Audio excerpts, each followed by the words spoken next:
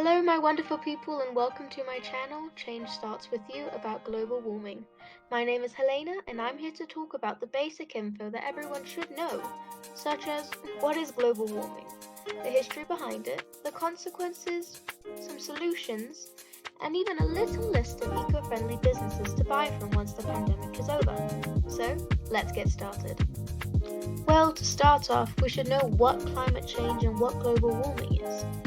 Climate change is the big, significant changes that happen in climate that usually last for a large amount of time. Some examples would be the major changes in temperature, precipitation, the wind patterns that last for several decades or even longer.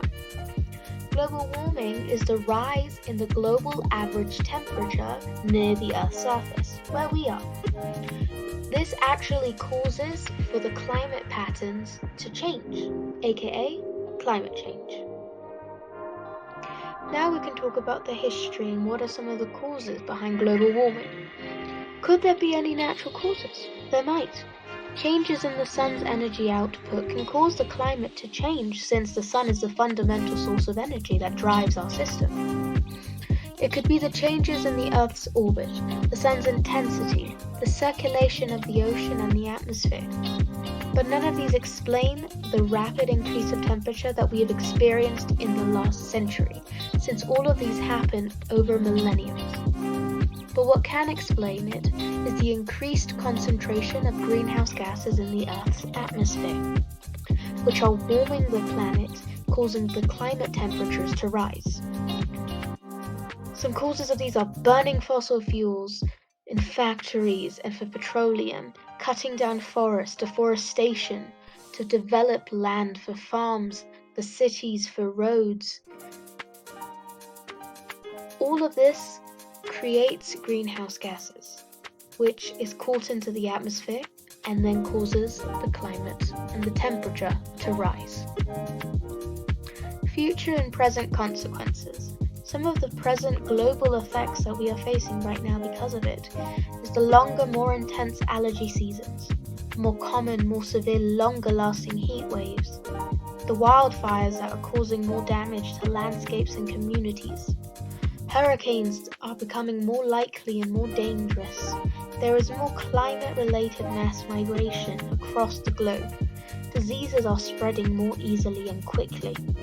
And food is becoming less nutritious and the prices for them are rising. Here are some of the future consequences. The sea levels will rise by 2050 and it could affect approximately about 1 billion people.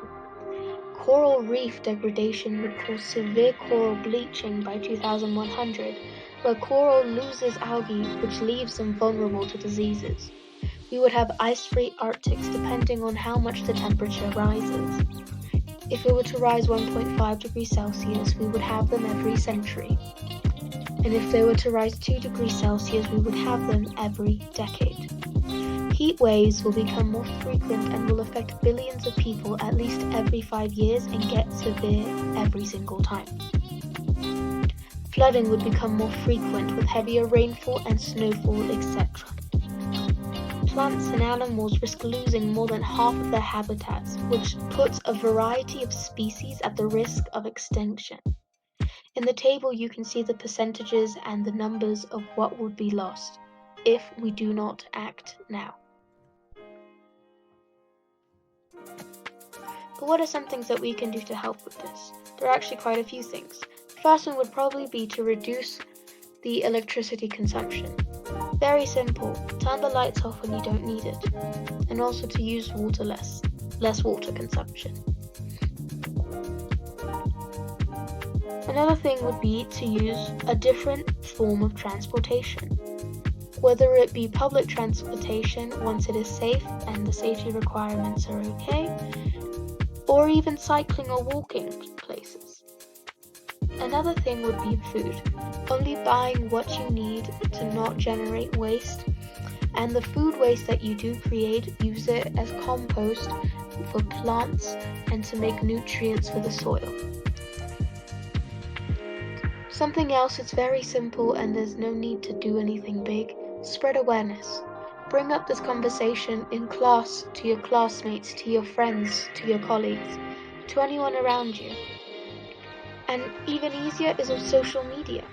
Since in this day and age we're all technology, why not post a few things, put on your story information so that everyone can be aware of what's happening.